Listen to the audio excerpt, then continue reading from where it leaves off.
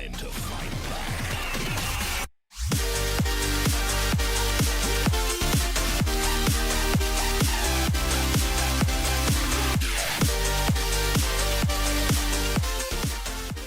Well, here we are. Another year's passed. A lot has happened this year. 2022 was cool, but now that we're in 2023, it's time to reflect on the levels of the past. Here, we're going to look at the 34 BCX levels and rank them from the worst up to the very best. Let's get into it.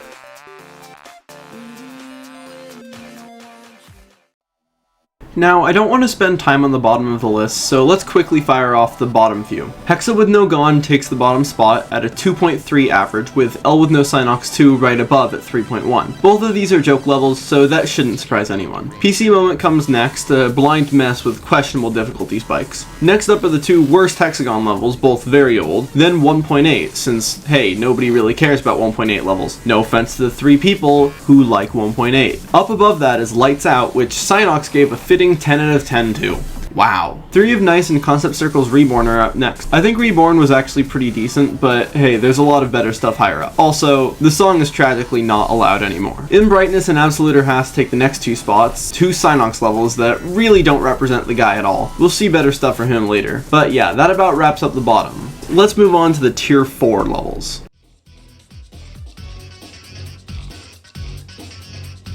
At the bottom of tier 4, we've got Golden Processing. This is, all considered, a pretty good level. It splits the votes harshly with a range of scores from 1 to 8. Above that, we've got a tie between Polaris and Tishmlogderm. Polaris is Hexagon's best looking level yet, being a purple 9 circle style level. Its difficulty is brutal, which is what pushes people away. Tishmlogderm, on the other hand, is a joke level, the highest rated joke level at that, too. It's my only solo on the list, and uses 1.0 decoration. It was made and beaten on mobile, which was a big accomplishment for me. Above them, we've got Disco Party and Magical Adventure tied for 19th and 20th. Disco Party disappoints me a lot because I think it could have been a lot better. Even still, it's nice for what it is. Magical Adventure, on the other hand, in my opinion, is perfect for what it tries to be. I just don't love what it tries to be. Long levels aren't really my thing. But there is one super long golden level that we'll see much higher on the list. I'm sure you can all guess what it is. Awesome Circles concludes tier 4 with its surprisingly high quality for being a WGDPS level. It's not bad, I don't think. Let's jump up to tier 3 now. I just realized that I forgot to include Woogie in this list. So Woogie's score is it's right above In Brightness, I guess. I'm not remaking this whole beginning section of the video just to fit in Woogie by W Bellox. So yeah, enjoy that, I guess. Woogie it's better than In Brightness, I guess.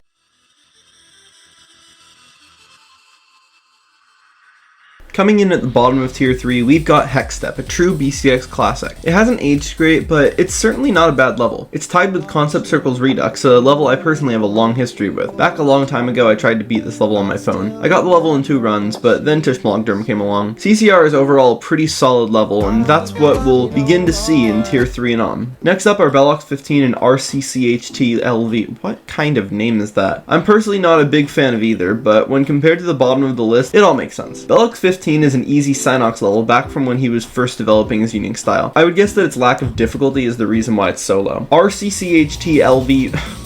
What kind of name is that? Is the highest ranked WGDPS level on this list, and I can understand why. It's a solid level, but I don't have more to say on it. Ash is next up at 13th place. It's a really solid level, and I like it a lot. Wardo's good at what he does. I personally think it's his best level, but the voters seem to disagree slightly. No matter, it's made it high, and it's worth your time. Next up, though, is an absolute classic. Actually, it's a set of 3 iconic levels, all tied at 7 points each. Only one can make it into the top 10, though, so it's time for my bias to shine through. First up, we've got Sirius. One of the most iconic levels in BCX. It really is a great level, with a few annoying choke points unfortunately. Sirius has a very high amount of victors for what it is, and it's just overall a good time. Sirius gets a thumbs up from me. Right above we have Woe, Wardo's highest rated level, just barely not hitting the top 10. Woe is a dual focus level with pretty darn solid decoration. This is a good contender for a level on this list that deserves a rate. Anyways, Woe concludes tier 3, so it's time for us to move on to the top 10 best levels in BCX.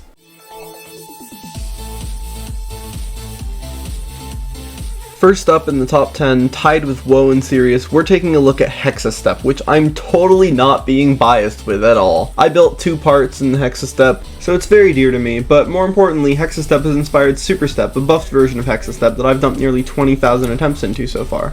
Beyond that, we have another tie between a Purple Step Back and Arcane 16, both of which are Cynox levels, one of which is rated. These are good examples of Cynox's personal style really shining through, with goofy gags in both levels. I definitely agree that these two should stand next to each other. Up at number 7 is Crescent Caves, a really great atmospheric level that was totally robbed of its rate. Crescent Caves is really hard, but it's decently fun, and it's got great deco, so if you're up for it, give it a try. Okay, here we are, the 4th through 6th place tie, Incomprehension, Sugar Shock, The Nightmare. 3 levels that already are contenders for the best levels in BCX.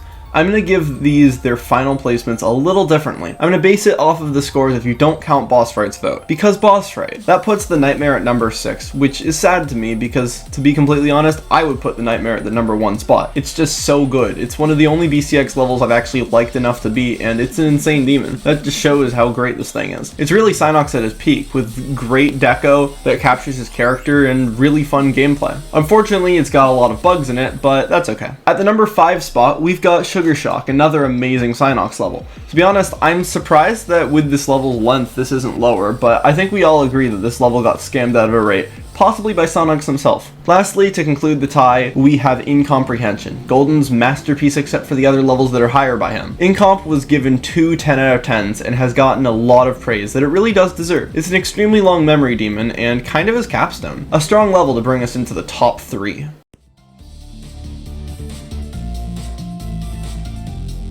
At 3rd place, with an 8 out of 10, we have last year's winner, the Glottern, Cynox's masterpiece.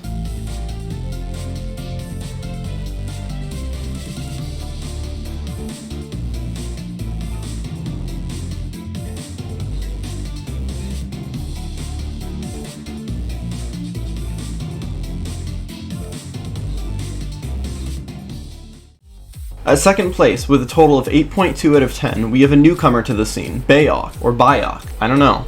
Golden's most recent level on the list that everyone loves.